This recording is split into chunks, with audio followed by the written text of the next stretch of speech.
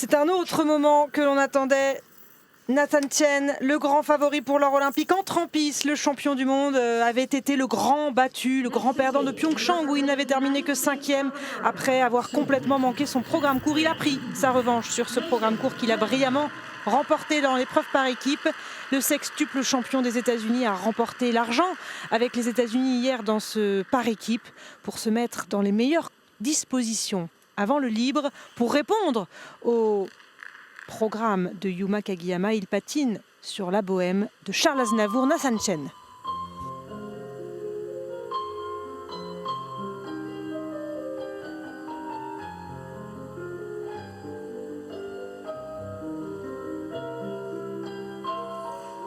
Je vous parle d'un temps que les moins de 20 ans ne peuvent pas connaître.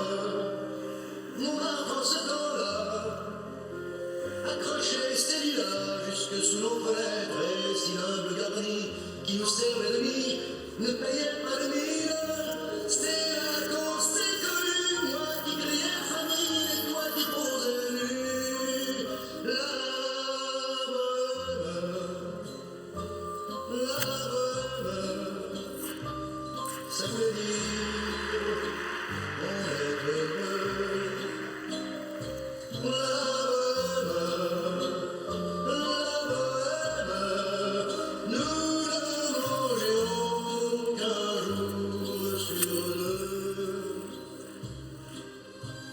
Souvent il m'arrivait, devant mon chevalet, passer les nuits blanches, retouchant le destin de la ligne du galbe du manche. Et ce n'est qu'au matin qu'on s'asseyait enfin devant un café crème, épuisé mais ravi, fallait-il que l'on s'aime et qu'on aime la vie.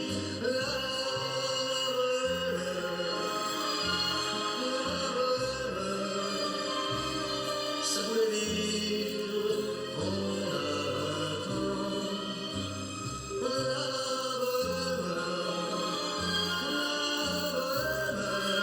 Et nous vivions de l'air du temps.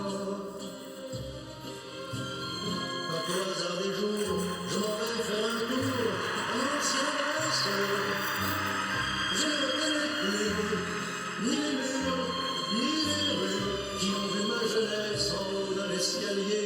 Je cherche l'atelier dont plus rien ne subsiste.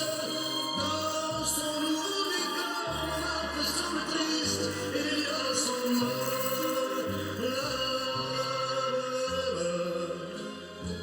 La bohème, on était jeunes, on était fous.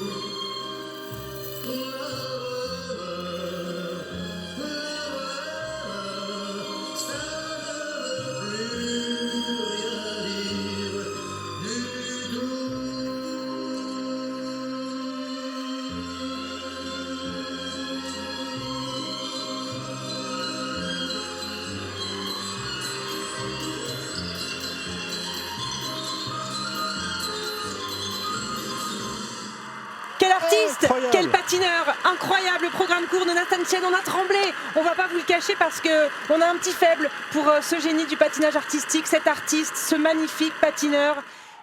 Nathan Chen, l'Américain, à 4 minutes d'un premier titre olympique, le triple champion du monde a réalisé le programme parfait avant-hier lors du cours, battant le record du monde de Yuzuru Hanyu, prenant sa revanche sur la désillusion de Pyeongchang il y a 4 ans.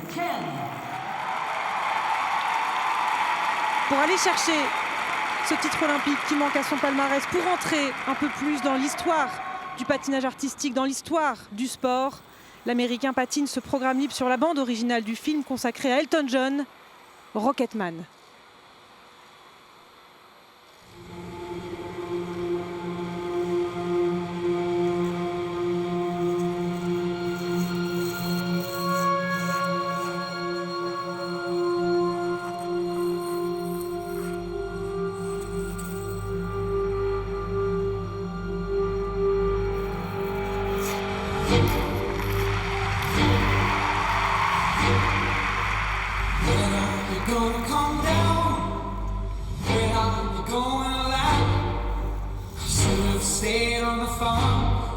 have lessons by your man. Maybe you'll get a replacement. Somebody like me to be found. Mongrels who ain't got a penny. Safe with the tippets like you on the ground.